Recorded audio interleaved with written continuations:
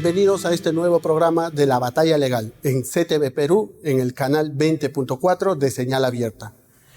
En esta oportunidad y este programa vamos a tratar el tema muerte y terrorismo, protestas que no son protestas.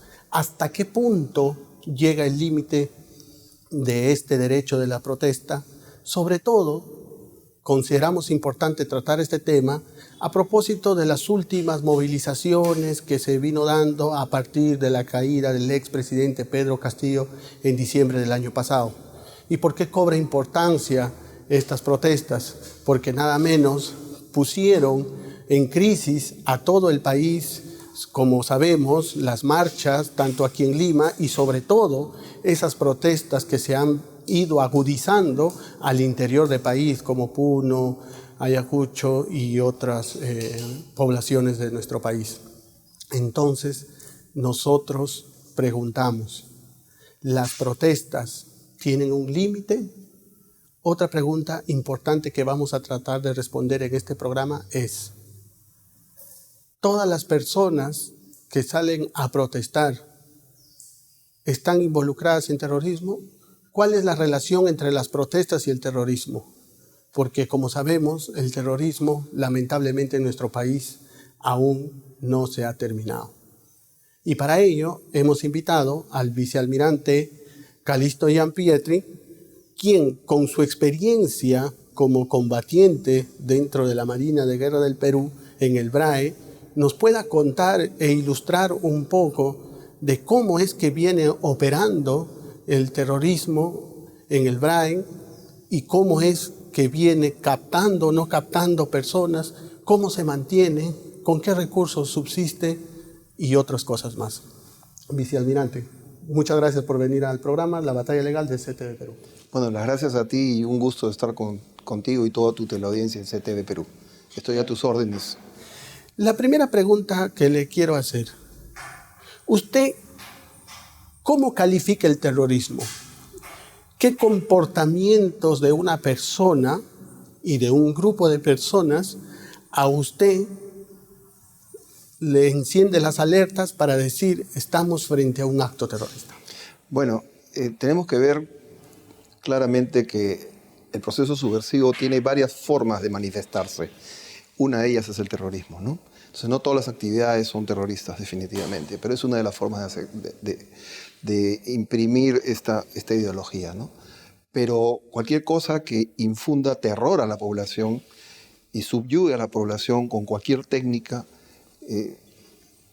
haciendo que ésta se coacte en sus libertades, ya es un tema de índole terrorista, ¿no? Entonces, infundir terror sobre la gente, por definición, es terrorismo, ¿no? Correcto. Y también la pregunta que quería hacerle de acuerdo a su experiencia es, estos actos subversivos, entre ellos, como usted bien lo ha calificado, el terrorismo, ¿está impregnado de alguna ideología? Definitivamente, o sea, la ideología es parte de uno de los mecanismos que alimentan el terrorismo, ¿no? Pero a veces esta ideología es mal utilizada o ulteriormente utilizada con personas que no entienden muy bien el concepto de la ideología y utilizan las necesidades de las personas para supuestamente con una ideología irrumpir en este campo del terrorismo, ¿no? Utilizan a la gente. Y, ¿no? Exacto, la utilización, y ahí vamos a llegar. ¿Y cuál es la ideología que utilizan? Bueno, ¿cuáles son esas ideas? Para comenzar es la destrucción del Estado de Derecho, ¿no? La destrucción del Estado per se, la destrucción del fraccionamiento de la sociedad, insumir en las personas la necesidad de depender del Estado y de esa forma poder controlarlas, ¿no? En el gobierno anterior, lamentable que tuvimos con la época Castillo, esa ha sido una de sus principales ejes de trabajo, fracturar el Estado, fracturar a la sociedad, insumirla en la pobreza absoluta, de manera tal de que ellos tengan que ser dependientes de la ayuda del Estado y de esa forma comenzar a manejarlos. Y esta es una corriente que viene insumida desde el exterior, ¿no? Este eje Cuba, Venezuela, Bolivia, etcétera, etcétera. Entonces, esta necesidad de fracturar a la población, a la sociedad, es parte fundamental en el terrorismo, ¿no? Usted acaba de mencionar que esto viene del exterior, de Cuba, Venezuela, etcétera. Usted, desde su experiencia, ¿cómo ha visto este comportamiento terrorista y cómo ha ido caminando y desenvolviéndose? ¿Qué es lo que ha visto para que usted actualmente pueda concluir que hay una influencia del extranjero? Bueno, es que ningún fenómeno de esta naturaleza se va aislado del entorno, ¿no? El entorno de esta tendencia socialista que después deviene en un tema comunista, que ese es el fin ulterior, no solamente se genera en el Perú, ¿no? Y tenemos solamente que ver el mapa de todo Sudamérica para ver qué cosa es lo que está sucediendo. Si usted lo pinta con un color rojo a todos los países que están en esta órbita que se generó inicialmente muchos años atrás en el tema de la Unión Soviética y después derrumbó el muro de Berlín, y de ahí la necesidad de mutar a otras técnicas ha hecho que esta irrupción de ideologías foráneas destructivas para los países comiencen a socavar los tejidos sociales de los diferentes países. Y ahora mire usted cómo está Venezuela destruido, con una migración brutal, disculpando la palabra, cómo está Nicaragua, cómo está Cuba, cómo está Argentina ahora mismo, cómo está Bolivia. Entonces, esto es un factor común, no podemos decir que es solamente un fenómeno en el Perú, ¿no? Mira, citando lo que acaba de decir almirante, algo bien importante, y que quiero hacer un paréntesis para que pueda comprender el público. Acaba nuestro premio Nobel, ¿no?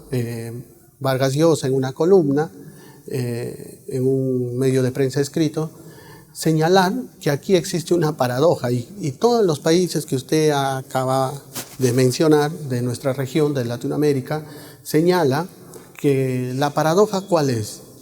Y eso es el mensaje quizás que nosotros también queremos transmitir con estos programas y con este tema que estamos tratando. ¿Cuál es esta contradicción?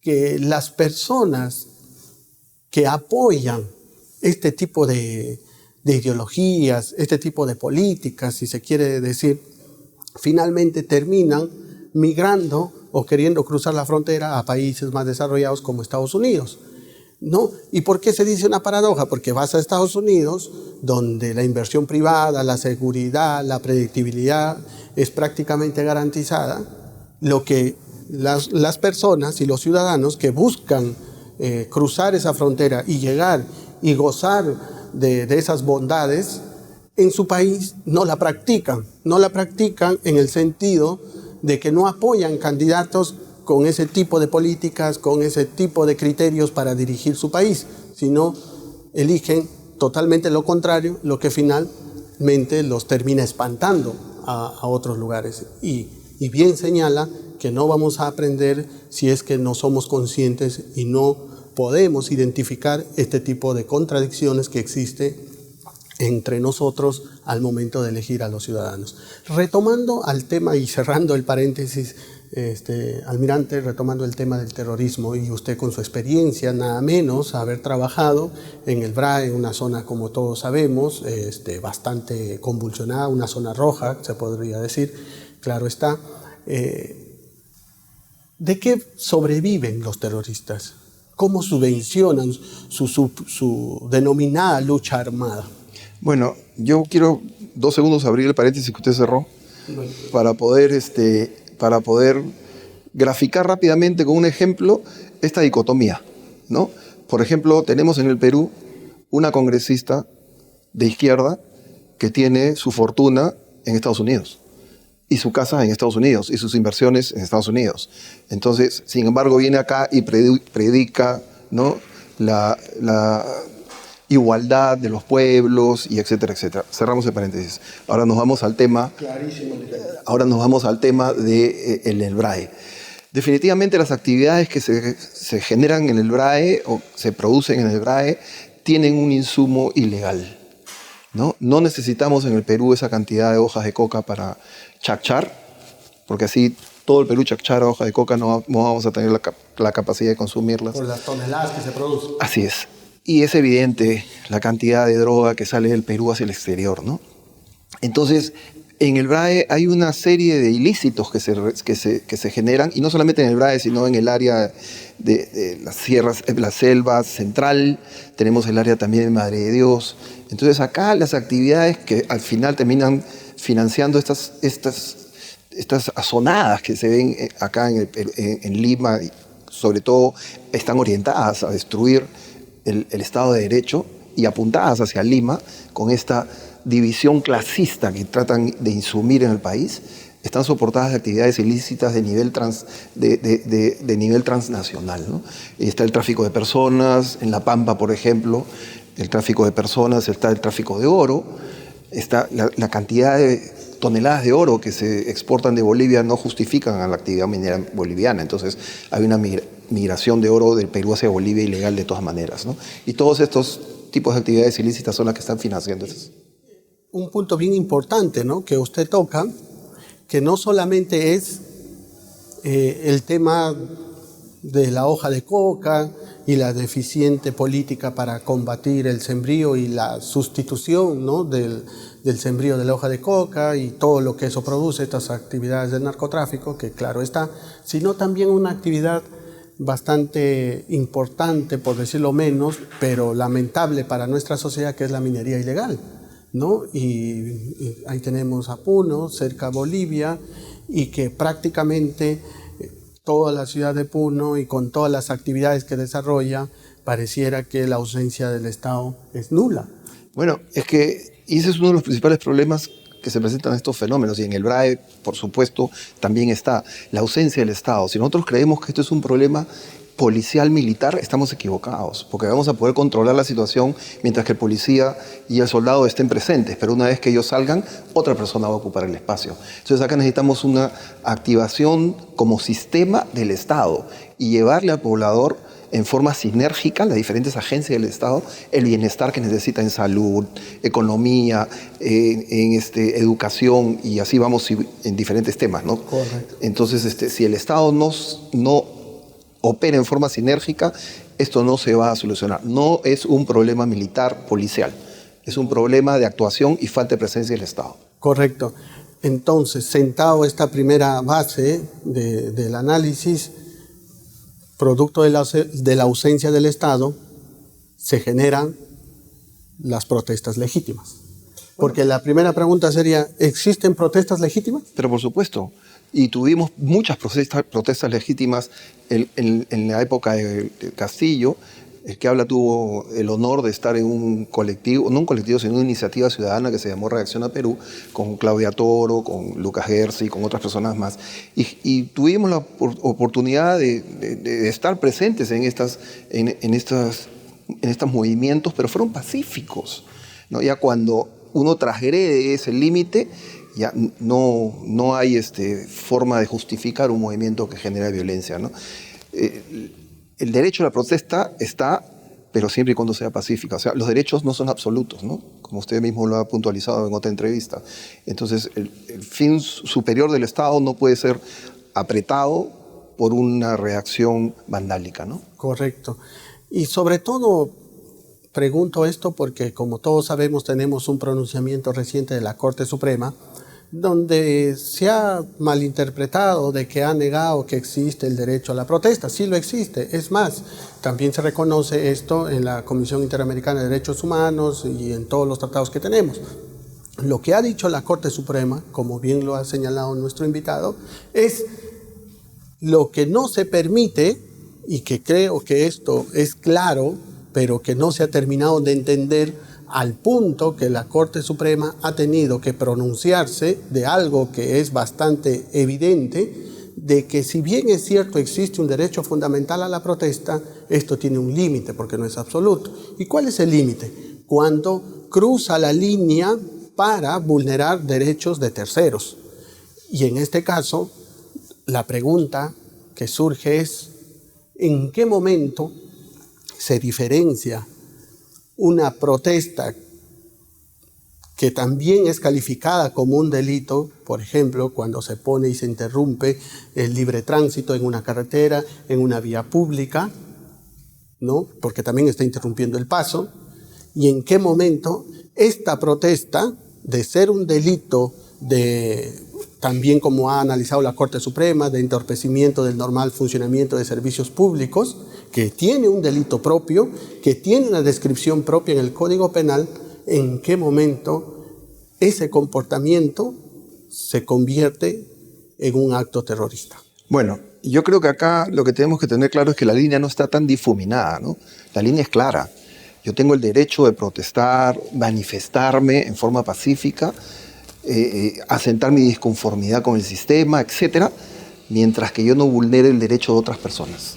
Si yo vulnero el derecho de otras personas, ya estoy saliendo de lo legal. Y ahí, en ese instante, es en el que la fuerza del orden debe de actuar y no esperar que este tema degenere y vaya ya a una segunda derivada con ataques utilizando hasta armas hechizas a la Policía Nacional, ¿no? Entonces, si yo transgredo el derecho de otro, yo ya estoy en un límite que no he debido de estar nunca, ¿no? Al momento de transgredir el derecho ajeno, llámese propiedad privada, propiedad pública, entorpecimiento, libre tránsito, el entorpecimiento del normal funcionamiento de un servicio público, como bien lo señala nuestro invitado y también lo señala la Corte Suprema, traspasamos el límite, pasamos el límite de una protesta legítima a convertirse actos que ya son calificados como delictivas. Entonces, este derecho a la protesta nadie lo niega, nadie lo trata de desconocer, sino lo que queremos es que quede claro, y ojalá quede claro con este pronunciamiento de la Corte Suprema, que quede claro que se debe respetar los derechos de terceros. Más aún si nosotros tenemos en nuestra Constitución como premisa de nuestra Constitución política la dignidad de la persona humana. Muchas gracias, almirante, por gracias a usted.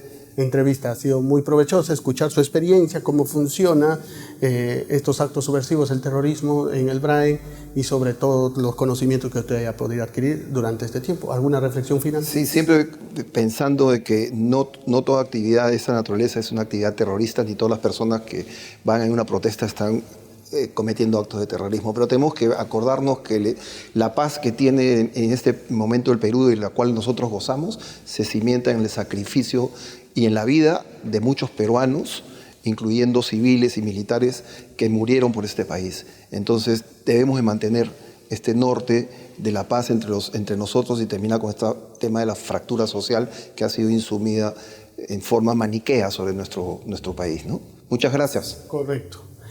Muchas gracias nuevamente a nuestro invitado. Vamos a una pausa comercial. Estamos en La Batalla Legal en CTV Perú por el canal 20.4 de Señal Abierta.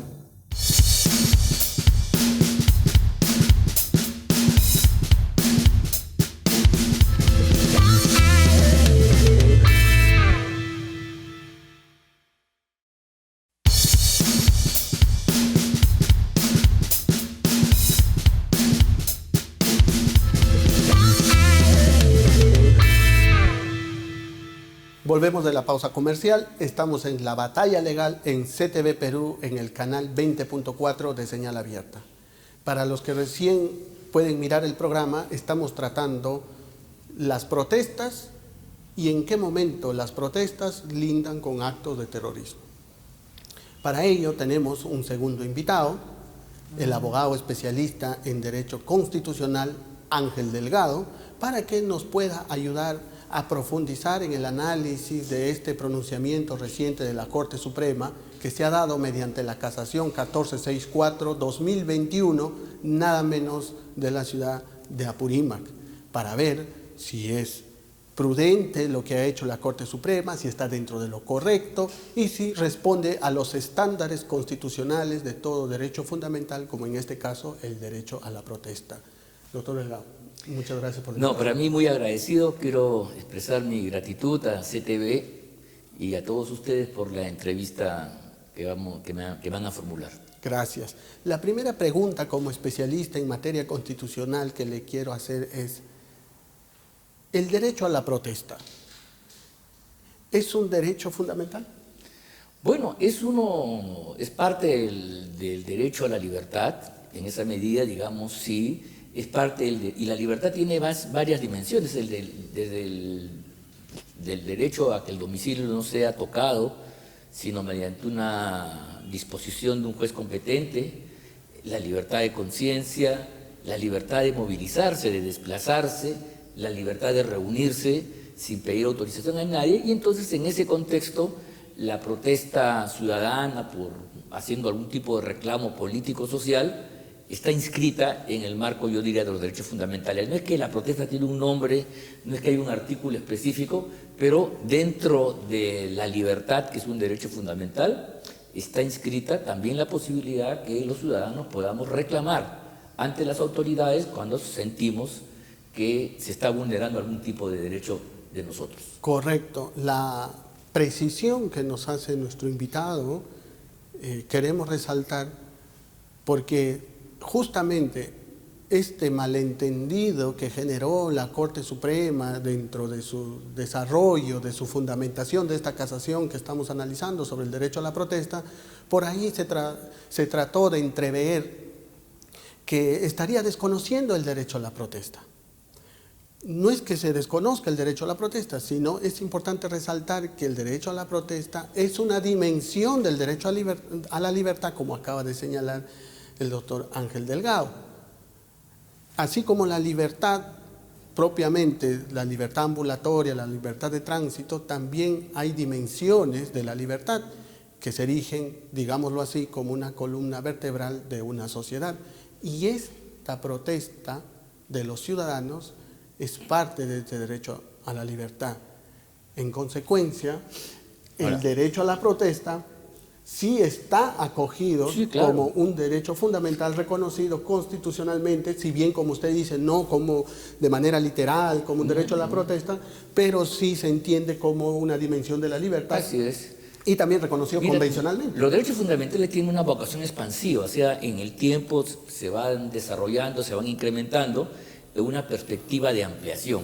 Claro, pero el límite de la libertad, ahora hablando ya de la libertad, es justamente no perjudicar el derecho de terceros. Ese es el gran límite, ni el orden público que les interesa a todos los ciudadanos mantener. Mientras que uno pueda ejercer el derecho a la libertad en esa frontera, en ese límite, repito, no perjudicar el derecho ajeno y respetar las normas de orden público, ese derecho es absolutamente legítimo y está protegido por la Carta Fundamental. Correcto. Y entrando ahora a los límites, que usted bien lo ha señalado, y cuando se cruza ese límite. ¿Qué pasa cuando se cruza ese límite del derecho a la protesta y más bien se comienzan a vulnerar derechos de terceros? Fácil. Salimos de la frontera, como uno se va a otro país, deja de estar en el Perú, se va a Chile. Exactamente igual. En el momento en que la protesta deja de ser pacífico, empieza a vulnerar los derechos de terceros, rompe el orden público que nos interesa a todos, el orden público democrático, entonces pues emigramos del ámbito de los derechos y empezamos a entrar en la zona de lo ilícito y más allá de lo delictivo incluso. Entonces, el derecho, como todo, tiene sus fronteras, tiene sus límites y estos deben ser respetados como condición de su ejercicio. O sea, aquí no hay ninguna cortapisa, pero en nombre de la libertad yo no puedo pues maltratar a nadie ni tomar un bien que no me corresponde. ¿Me explico? O sea, si yo dijera tal sandez, ustedes amigos se reirían, dirían está loco y en efecto así sería. Entonces, igual. Aquella protesta que, por ejemplo, quiere quemar un aeropuerto, bloquea carreteras para desabastecer a las ciudades y condenar a sus habitantes, como pasó en Madre de Dios, al hambre, a la enfermedad, porque se bloqueaban las medicinas, los negocios, como por ejemplo vinculados a, qué sé yo, a la producción de carnes, de pollo, no llegaban los productos, entonces se moría, entonces se destruía. Eso hace rato ya dejó de ser parte del ejercicio democrático a la protesta y se convierte en una agresión, porque además, si vemos lo que sucedió hace unos meses atrás, la plataforma que se levantó en ese momento no tenía nada de reivindicativo ni ningún contenido social y económico. Mire, yo he visto muchas marchas muy fuertes incluso, pero para que sea una carretera, para que se levante pues una comisaría que proteja a la gente, para que sean aeropuertos. Yo me acuerdo en Tarma hace unos años atrás, habían pues movilizaciones y marchas para que se hiciera un aeropuerto más en el centro. pero para destruir, evidentemente, como tú comprenderás, el pueblo, al cual no hay que menospreciar, no es tonto ni cretino, y entonces no va a destruir sus propias condiciones, que son parte de su desarrollo y que los ha conquistado como parte del derecho a tener una mayor calidad de vida. El hecho de que haya un aeropuerto en distintas provincias y ciudades del país, ese es un activo que tienen las personas. ¿Por qué destruir el aeropuerto? ¿Para qué? ¿Para aislarse? ¿Para perjudicarse? No tiene sentido. Entonces se va hasta contra la propia lógica elemental. Correcto. Entonces, podemos concluir que el derecho a la protesta, cuando cruza ese límite y empieza a vulnerar derechos de terceros, deja de tener esa protección constitucional y se convierten en conductas, como bien ha señalado nuestro invitado, y eso hay que analizar cada caso en concreto, en conductas delictivas, porque tenemos delitos como daños a la propiedad privada, también tenemos el entorpecimiento al normal desenvolvimiento de los servicios públicos, etcétera. En consecuencia, dejado de tener esa protección constitucional y convertidos y cruzado la línea en actos delictivos, ¿qué toca hacer al Estado? Bueno, por supuesto, tiene que actuar para defender justamente los derechos de la gente. Los estados, los gobiernos en todas partes del mundo, en todas las épocas, en todos los tiempos, mira tú, cualquiera sea su color político, tiene que proteger a sus súbditos, a sus ciudadanos, a los pobladores que están bajo su ámbito. Y por lo tanto, cuando se produce un acto que está destruyendo pues, los activos fundamentales del país, se está poniendo en peligro la integridad de las personas, la gente no puede desplazarse y la gente se muere porque no puede ir al hospital, o un productor, un agricultor que tiene que vender sus productos no lo puede hacer y se destruye el esfuerzo de meses y meses, ahí el Estado tiene que actuar con firmeza para restablecer el orden público democrático, que es el que justamente garantiza que todos podamos ejercer nuestros derechos con absoluta libertad. Ese es el tema de fondo. Y si tú quieres, además, para complementar, saliendo del método hecho, entrar al campo de la política democrática, la democracia es un régimen en el cual podemos tener opiniones muy distintas, intereses contradictorios. La democracia no se asusta ante la diferencia ni persigue una unanimidad monolítica. Eso es un error que es propio de los totalitarismos. Pero la democracia considera que para imponer un punto de vista, y pongo entre comillas la palabra imponer, se tiene que hacer a través de la persuasión, de modo tal que en el escenario público, en la esfera pública, tú consigues una mayoría, una opinión pública favorable, y entonces el punto de vista tuyo contra el mío es el que se impondrá. La elección democrática para autoridades, donde finalmente la mayoría, la regla de la mayoría es la que se impone, es una manifestación de eso. En cambio, cuando una protesta o cualquier actividad se escapa del ámbito de buscar convencer, sino quiero atemorizar y se recurre a actos terroristas. El terrorismo es una metodología que lo pueden usar distintos grupos que tiene como objeto amedrentar, causar terror, como su nombre lo indica, y entonces la democracia que se afirme en la libertad para que nosotros podamos decidir de acuerdo a nuestro mejor saber y entender, aparece constreñido, nos imponen que paremos, nos imponen que tengamos una determinada visión, un determinado orden, pero no nacido del consenso ni de la deliberación, sino a partir de un acto impositivo y de un acto de fuerza. Esa es la línea de toque, yo creo, que distingue una democracia de un régimen no democrático. Correcto. Y quiero resaltar esto sobre la comunicación que usted ha dicho. La base de la democracia es el diálogo. Podrá existir intereses contrapuestos, pero si uno ex ante, sin haber conversado, sin haber escuchado razones, sin haber escuchado lo que piensa la persona que discrepa con mis ideas, ya de entrada quiero imponer mi razón, no es diálogo. Claro. Se rompe la comunicación. Por ejemplo, mira, yo voy a poner un ejemplo, ¿no?, duro. A mí no me parece mal que haya gente que en este país plantee cambiar la Constitución y en el sentido que quiera. Muy bien, señores, yo les digo, ganen ustedes las elecciones, tengan una mayoría en el Congreso enorme, que significará pues, que hay un respaldo social masivo y entonces harán el cambio constitucional que corresponda. Nosotros nos opondremos, pero dentro del marco democrático tendremos que respetar la voluntad mayoritaria. Lo que no podemos aceptar es que a través de una marcha que quiere quemar un aeropuerto te impongan aquí una constitución o una asamblea constituyente o un referéndum para hacer tal. ¿Me explico? Esa es la diferencia. Entonces, ahí no tienen legitimidad. Correcto. No, o sea, el régimen democrático se basa en el ejercicio de la libertad de las personas. Entonces, que podamos nosotros libremente escoger y luego adoptar por mayoría un consentimiento que permite a la autoridad actuar en ese sentido. Cuando se rompe eso, estamos en cualquier cosa menos en una democracia. Como bien ha señalado, un consentimiento, un consenso y no ideas impuestas. Nada más, claro. Correcto. El tema, o sea, a mí no me puede, o sea, haría mal el Congreso de la República si mañana tiene que hacer un referéndum para una asamblea constituyente asustado porque en Puno han quemado 3 aeropuertos o qué sé yo. Eso sería inaceptable, eso es un chantaje y ningún régimen político, y la democracia tampoco, puede basarse en el miedo. Esa es la negación justamente de la libertad. Cuando las personas actuamos por el miedo, nuestra libertad se coapta. Correcto. Y lo que estamos hablando no es ajeno a la ciencia, a la academia, porque este tema de la comunicación, que parece un tema tan sencillo, un tema hasta trivial, no es así, porque esto ya existen incluso estudiosos académicos, nada menos que el filósofo Habermas, en su libro Teoría de la Comunicación, habla de que para que exista comunicación racional, se tienen que poner las razones de todas las personas y tiene que primar quien pudo persuadir con sus razones.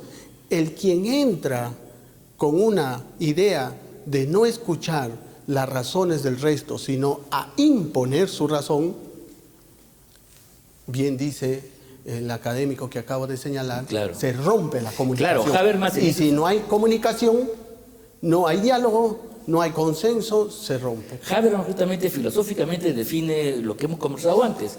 O sea, los actores que están en el diálogo tienen que estar en condiciones de libertad. Correcto. O sea, parte de la premisa para que funcione la teoría de la comunicación, ¿no?, es que justamente los actores estén primero permunidos de elementos de conocimiento y tengan la libertad de elección para decidir. En ese momento, lo que se adopte se supone que va a ser fruto de una racionalidad, porque en ese intercambio de diferencias se van imponiendo las ideas más importantes, más fuertes, más sensatas sobre las que no lo son. Y finalmente, poco a poco, todos vamos llegando a un consenso. El punto de partida fue la disparidad.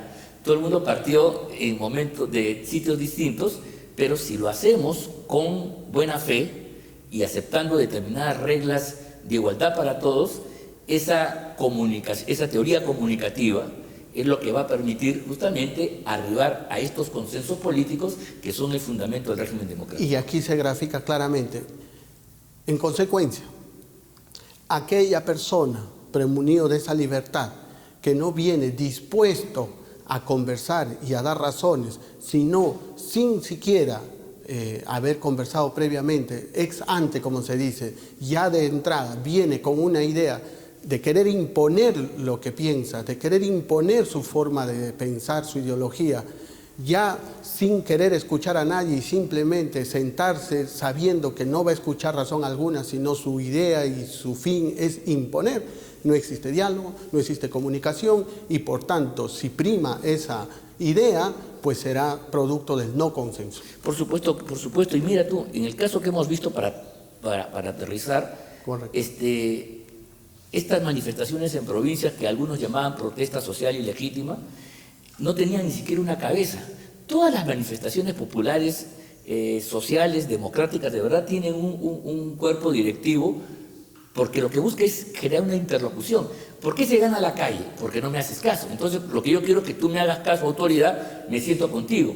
Y aquí lo gracioso es que cuando el gobierno ha ido, por ejemplo, a Puno y a otros lugares a conversar, los han votado, porque no les interesa llegar a acuerdos, no les interesa conversar. El interés es otro, es un interés destructivo, subversivo, que no tiene nada que hacer con la discusión y la pelea incluso que se da en un régimen democrático donde el choque finalmente lo que tiene como objeto es producir una unidad de los que están enfrentados en un momento determinado en base a un conjunto de temas que en ese discurso conflictivo y a veces duro, se llega. ¿Te das cuenta? Esa es un poco la lógica de la democracia para poder arribar a acuerdos. No es que la cosa también sea fácil, no es que todos estemos de acuerdo. Podemos tener muchas diferencias, pero en el camino, si es que aceptamos ciertas reglas, que Habermas las sintetizó muy bien, vamos a llegar finalmente a un producto que va a ser aceptable por todos. Correcto.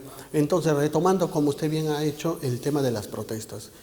Hemos concluido que la protesta deja de tener esa protección constitucional cuando cruza el límite y afecta derechos de terceros y se convierten incluso hasta conductas delictivas que no están protegidas, como bien ha señalado la Corte Suprema en esta última casación. Pero ahora vayamos a un tercer punto, como para ir terminando y poder perfilar los actos subversivos y en este caso terroristas. Las protestas. Nuestro invitado, como bien lo ha señalado, existen protestas legítimas cuando existe una petición clara y concreta, como bien señaló, el pedido de la construcción de un aeropuerto, de una carretera, de un puerto, etc. Pero las protestas en sí mismo también se caracterizan, lamentablemente, por tener una suerte de violencia. Y por eso nuestro legislador ha convenido en tipificar, en convertir estos actos de violencia en delitos. El bloqueo de carreteras, el entorpecimiento de un servicio público, delito. Todavía no estamos hablando de acto terrorista, delito. Ahora la pregunta que le hago a nuestro invitado es, ¿en qué momento esa conducta considerada delictiva por entorpecer una carretera, la vía pública, por entorpecer el funcionamiento de un servicio público, que ya tiene su sanción propiamente como delito, ¿en qué momento ese acto también se convierte en un acto terrorista? Bueno, el terrorismo es un delito ya, para empezar, solo que tiene una gradación. O sea, hay formas, hay una, digamos, el derecho tiene que, digamos, tipificar situaciones y establecer gradaciones para que la caracterización sea exacta y sobre todo la punición, o sea, el establecimiento de la pena no sea excesivo. Entonces, ahí hay una escala. Mira tú, el terrorismo es un delito en el cual el uso de la violencia genera un grado de terror en la población porque se produce una situación tan dramática que le roba la voluntad a las personas y las somete. Los terroristas eran terroristas no solamente porque cometían un crimen horrendo, sino porque ese crimen horrendo sometía a una comunidad. Acuérdate tú los paros armados que había en Lima. La gente de afuera podía pensar que Sendero Luminoso tenía un control de toda la ciudad. Caramba, si tú no hacías un análisis. Pero la verdad es que cuando la gente no salía a trabajar, cuando se amenazaba con un paro armado, no era porque había un grado de afinidad, de convencimiento, de cercanía con la posición, todo lo contrario, sino es el puro temor. Mira, si a nosotros nos ponen una pistola en este momento, nos hacen decir cualquier cosa, pero ahí ese dicho no tiene valor legal, no genera ningún tipo de consecuencia, no tiene efectos jurídicos, porque no ha nacido de la libertad. El derecho y las obligaciones nacen de un sujeto libre que se comunica con otros y decide. Y si queremos firma un acuerdo, firma un contrato, llega a un consenso. Pero cuando existe el elemento de aterrorizar, y el terrorismo justamente es la máxima escala del delito de violencia, es la violencia exacerbada, entonces ahí lo que se está haciendo es coactar la libertad de las personas y en consecuencia imponerles cualquier cosa. Por eso que estos regímenes, estas ideologías autoritarias, totalitarias, en lugar de ganar el convencimiento de la gente en función a su coherencia, su bondad, su propuesta, pretenden imponerse a partir de meter miedo a todos. Y eso es lo más antidemocrático y lo más antinatural que se pueda plantear con seriedad, ¿no? Correcto. Muy claro las ideas, estimados amigos, para que ustedes puedan sacar sus propias conclusiones sobre lo que significan los actos de protesta, en qué momento están protegidos y en qué momento dejan de tener ese manto de protección constitucional y entran a lindar con lo delictivo y hasta con actos terroristas. Muchas gracias, doctor, por la invitación. Ha sido muy importante debatir con usted, repasar la academia, ¿no? Como Habermas, que son conceptos tan elementales que la ciudadanía debe conocer para entender y cómo debe funcionar nuestra sociedad. No, para mí ha sido muy grato. Yo quiero agradecerte a ti la entrevista y por supuesto a todos ustedes aquí en el canal y hasta cualquier otra oportunidad. Muchas gracias. Vamos a una pausa comercial. Estamos en CTV Perú, canal 20.4 de señal abierta, y esto es La Batalla Legal.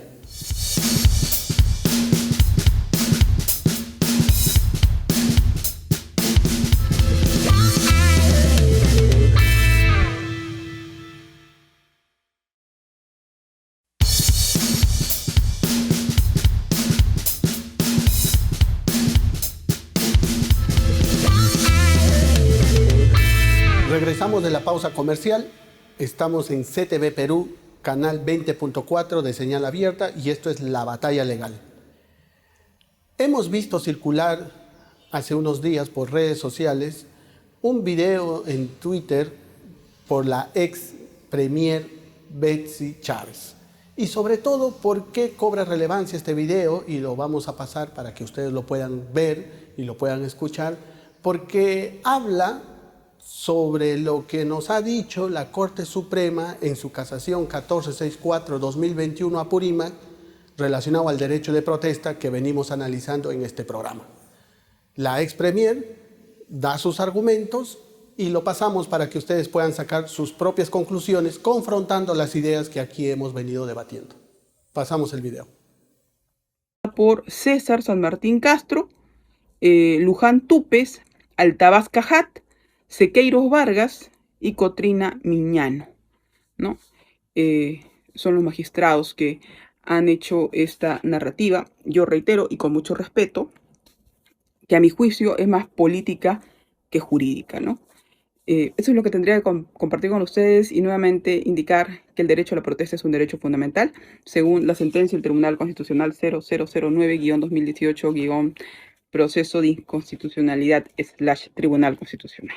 Un abrazo fraterno a todos ustedes. Nos vemos. Habiendo visto el video, estimados amigos, ustedes tienen toda la información para que puedan sacar sus propias conclusiones y pueden responderse las siguientes preguntas. ¿Es verdad que la Corte Suprema no reconoce el derecho a la protesta como se trata de decir? ¿Es verdad que no tiene protección constitucional? Creo que en este programa ya lo hemos respondido y hemos dejado sentado que claramente sí tiene una protección constitucional, que la Corte Suprema con este pronunciamiento no está diciendo lo contrario y en consecuencia estamos de acuerdo con ese pronunciamiento porque, como bien señaló nuestro invitado anterior, este derecho a la protesta, que duda cabe, es un derivado del derecho fundamental a la libertad y por tanto tiene una protección constitucional. Dicho eso, ahora vamos a presentar a una víctima del terrorismo, ¿no? Porque también es importante que ustedes vean el otro lado del frente, porque se dice que hay víctimas en estas protestas y se trata de inyectar una suerte de discriminación, pero se olvidan también de que el otro lado de las fuerzas del orden también hay víctimas, también hay familias que sufren y que han sido, sobre todo, repito, víctimas del terrorismo. ¿Y por qué hablamos de las víctimas del terrorismo y por qué tratamos esta figura? Porque, como ustedes sabrán, en el proceso penal en los últimos años se ha venido desarrollando en la doctrina procesal penal o se ha venido revalorizando, mejor dicho, a la víctima. ¿Por qué? Porque se dice en la discusión que solo se ha concentrado toda la discusión y el desarrollo de un proceso penal entre lo que es el fiscal, la defensa del imputado, la actuación del juez. y se dice que nos olvidamos de las víctimas, que también juega un papel importante como figura procesal, como parte de un proceso penal. Y por eso se prestó atención a las víctimas. Pues ahora tenemos en este programa nada menos que a Gisela Sánchez, una víctima del terrorismo, porque su papá, como nos va a contar, ha sido miembro de la Policía Nacional del Perú y en el año 89 fue asesinado por el terrorismo. Bienvenida, Gisela, a nuestro programa. Muchas gracias, doctor. Es un honor para mí estar aquí en CTV Perú. Gracias. Más bien, para nosotros es el honor tener a una persona que con carne propia nos va a poder contar lo que significa perder a un familiar, nada menos que un padre, como víctima del terrorismo. Sí, doctor, nosotros, sí es verdad, somos víctimas, nos quedamos huérfanos, mi hermanito y yo, muy pequeños, ¿no? Yo tenía 5 años, mi hermanito 3 años, nosotros nos consideramos sobrevivientes del terrorismo, porque Sendero Luminoso, al asesinar cruelmente a nuestro padre, intentó también terminar con nuestras vidas, nos arrebató su amor, sus cuidados, sus atenciones y todo lo que él pudo darnos si es que hubiera estado vivo, pero no lo logró. Nosotros, aún con el asesinato de nuestro padre, hemos sabido fortalecernos, ganar valentía de donde no teníamos realmente fuerzas. Hemos sabido sobreponernos y estamos aquí para enfrentar a quienes intentan agraviar la memoria de mi padre, de los miles de policías y peruanos asesinados por el terrorismo y sobre todo para que el pueblo peruano no olvide que la paz lograda hoy en nuestro país se debe a la sangre derramada de más de 70.000 peruanos. ¿Tú sientes que se ha hecho justicia con la muerte de tu padre? Realmente no. Siento que nuestra sociedad, nuestra justicia peruana no ejerce ese rol tan noble que debe existir en una sociedad.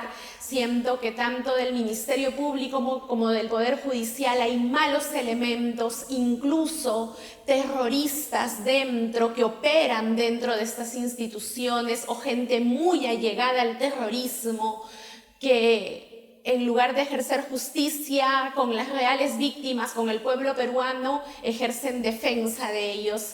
Pero justamente por eso estamos aquí, para alzar la voz, doctor. Correcto. Como víctimas, entiendo que ustedes se han hecho merecedores de una reparación por parte del Estado. ¿El Estado ha cumplido con darles alguna reparación civil o algo por el estilo?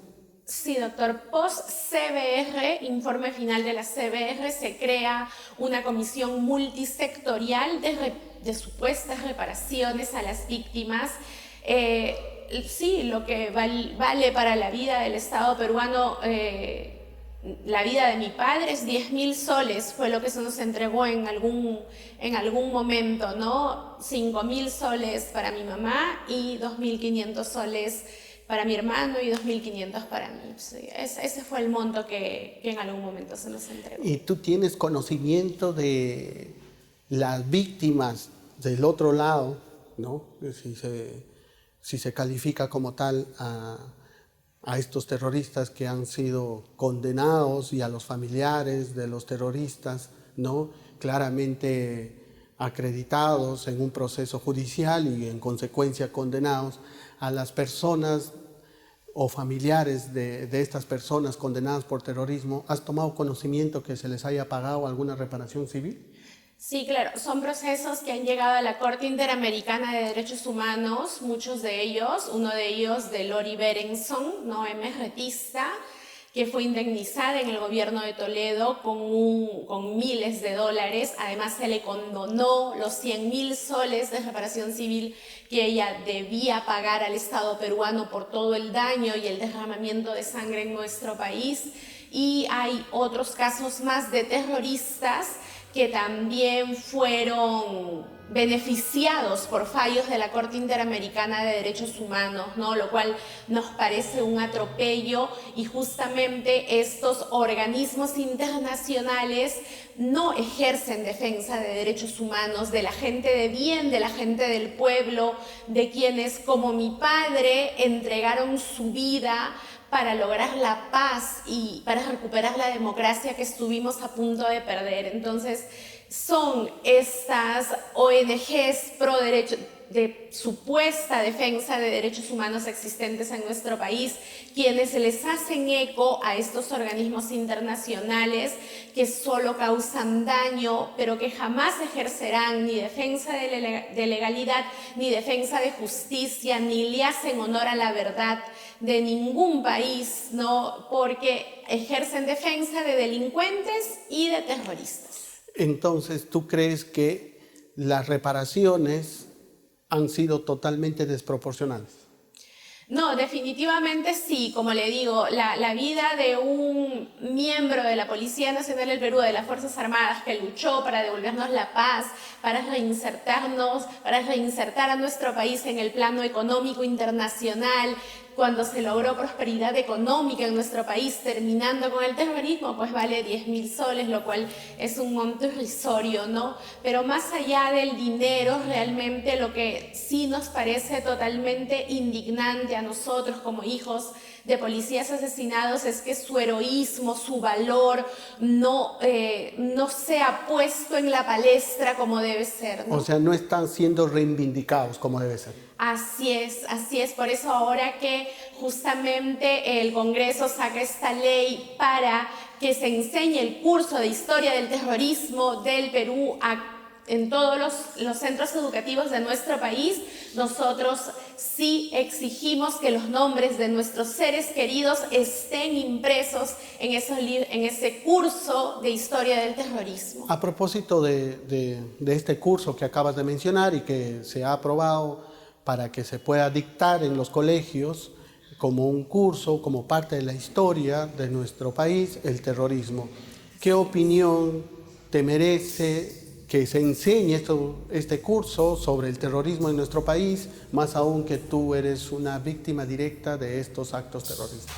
Sí, creo que es... ¿Por qué es importante que se enseñe esto? Es una oportunidad muy importante para que se pueda valorar la memoria y hacerle un reconocimiento a policías militares, pero también civiles, ronderos, nuestros hermanos de las rondas campesinas, que con lo poco que tenían se enfrentaron al terrorismo y murieron por montones.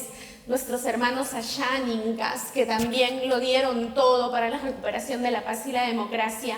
Creo que es importantísimo que nuestros niños empiecen a conocer la historia para que así el terrorismo disfrazado de violencia social o de manifestaciones o de protestas no los capte nunca más, ¿no? Es importantísimo que nuestros niños conozcan nuestra historia, valoren el heroísmo de muchos peruanos que 30 años, 20 años atrás entregaron sus vidas para que hoy ellos puedan vivir en paz y no se dejen engañar nunca. Correcto. A propósito de la protesta que acabas de hablar, ¿Gisela Sánchez está en contra de las protestas? No, no estoy en contra de la protesta, porque la protesta como manifestación pacífica es un derecho constitucional que todos los peruanos tenemos y que hemos venido ejerciendo también en contra del gobierno comunista de Pedro Castillo, ¿no? Nosotros ejerciendo nuestro derecho a la protesta hemos salido, nos hemos manifestado, hemos marchado y siempre pacíficamente, jamás atentando en contra de la policía ni las fuerzas del orden, a pesar de que en su momento el ministro del Interior, Huerta, de Pedro Castillo, mandó a los policías a atacarnos, a tirarnos bombas lacrimógenas, estando incluso personas de la tercera edad y niños en las marchas. Y en esas protestas que nos estás comentando, ¿atentaron alguna propiedad privada? ¿Interrumpieron el normal desenvolvimiento de algún servicio público? No, jamás, jamás. ¿Y cómo se explica entonces que se haya mandado a tirarles gases lacrimógenos si su protesta no estaba atentando contra derechos de terceros? Así es, porque teníamos en el control del poder a Pedro Castillo, quien dictaba las órdenes directas a su ministro del Interior y él a su comandancia general para que ataque una manifestación pacífica. Y bueno, sabemos que los policías siguen órdenes de superiores, ¿no? Ellos de por sí no ejecutan ninguna acción sin que un superior les diga, haz esto. Ellos efectivamente usaron esto por orden superior y nosotros en la manifestación del 5 de noviembre nos vimos seriamente afectados por estas bombas lacrimógenas, por los caballos que también enviaron a Bancay, y aún así jamás siquiera les arrojamos una botella de agua a la policía, a los policías. Entonces, nosotros entendemos que estábamos ejerciendo nuestro derecho constitucional, que por supuesto vamos a seguir defendiendo. Correcto. Y a propósito de la protesta y de los actos subversivos, en este caso terroristas, quería preguntarte sobre el último pronunciamiento que nos ha dado la Corte Suprema, que demarca lo que decíamos, ¿no? Ya sabíamos, pero que quizás necesitábamos un pronunciamiento institucional para que quede claro y las autoridades puedan actuar cuando se cruza esa línea y ya no son protestas legítimas, sino se convierten en actos que lindan con lo delictivo, porque se dañan propiedad pública, propiedad privada, se entorpece el normal funcionamiento de un servicio público, etcétera, etcétera. La Corte Suprema acaba de señalar de manera clara que el derecho a la protesta tiene una protección constitucional, pero no protege estos actos que lindan contra lo delictivo. Así es, nos parece súper importante que la Corte Suprema precise nuevamente lo que estaba ya tipificado en nuestra Constitución, que es la manifestación pacífica es un derecho, lo otro no, es simplemente violencia subversiva, terrorista, que incluso ha terminado con la vida de un efectivo policial en Juliaca, nuestro héroe nacional José Luis Sonjo Quispe, un policía cusqueño a quien su propia gente, su propio pueblo lo asesina de una manera cruel y cobarde, ¿no? A él lo queman vivo, él no hace uso de sus armas reglamentarias, lo pudo usar, pero no lo hizo porque era su gente, era su pueblo, y un policía que es del pueblo, que es serrano, que tiene los colores de todas las regiones de nuestro país, jamás atenta contra su mismo pueblo. Entonces, ¿se puede hablar de discriminación en temas de las protestas, en estas protestas y en todo lo que ha venido sucediendo en nuestro país desde diciembre de la caída del expresidente Pedro Castillo? No puede existir discriminación ni racismo como lo intenta falsear la Corte Interamericana de Derechos Humanos, como lo intentan falsear estas ONGs pro-subversivas, porque no tienen otro nombre, cuando ellos atacan a nuestras fuerzas del orden, tildándolas de racistas, de ejercer además una fuerza superior a la que ellos pueden tener por ley. No existe eso de pueblo a pueblo. El policía es un hombre del pueblo en el 99% de sus efectivos, no gente serrana, gente del pueblo. Mi padre era un policía comeño, gente del pueblo. Entonces ellos tratan de generar un discurso falso para engañar a cierta parte de la población que aún les cree, pero yo creo que la gran mayoría de la población ya abrió los ojos y sabe que ellos mienten vil y descaradamente. Correcto. Sobre este policía asesinado y quemado, como bien señalas, ¿qué recomendación le das a la familia que ha dejado este policía para que Su asesinato, su muerte, ¿no?, ya lo determinará la Fiscalía con sus investigaciones, cómo sucedieron, ya lo calificarán como corresponda, pero esa muerte finalmente,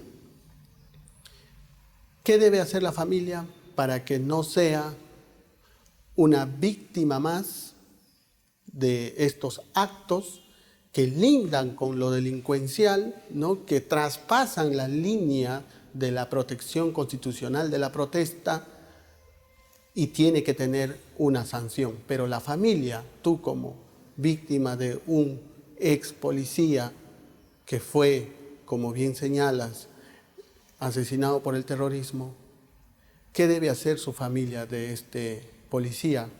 Bueno, tanto para la familia de José Luis Sonjo Quispe como para la familia de estos 6 valerosos soldados asesinados en Ilave después de que turbas terroristas los cercaran y los arrinconaran a arrojarse al río, donde además ellos ingresan cogidos de la mano tratando de hacer una cadena para que la fuerza del río no se los lleve, pero aún estando cogidos, estos pseudo manifestantes les seguían arrojando piedras y avellanas al agua, lo que hace, según los testigos, sus propios compañeros que lograron sobrevivir, que ellos se suelten y finalmente terminen muriendo por la bravura del río Ilave.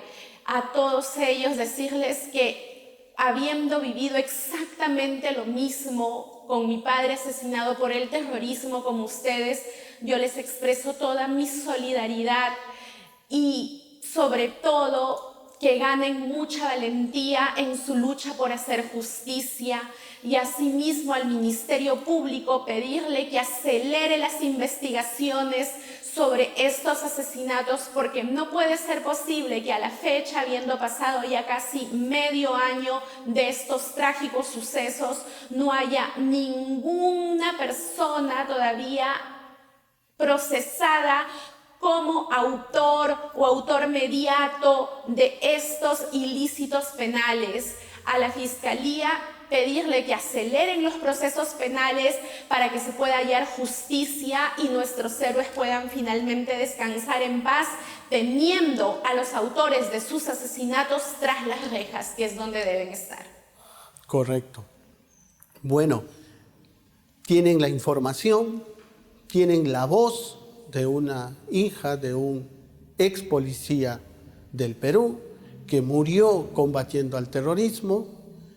Saquen sus propias conclusiones, analicen los hechos para que puedan tomar mejores decisiones. Muchas gracias, Gisela, por haber aceptado esta entrevista, que es muy importante que se conozcan este tipo de historias para que la gente también pueda conocer que no solamente se puede hablar de víctimas, de muertes de un sector, sino también del otro frente, que son los policías, las Fuerzas Armadas y toda la familia que acarrean detrás y todo el drama también que existe.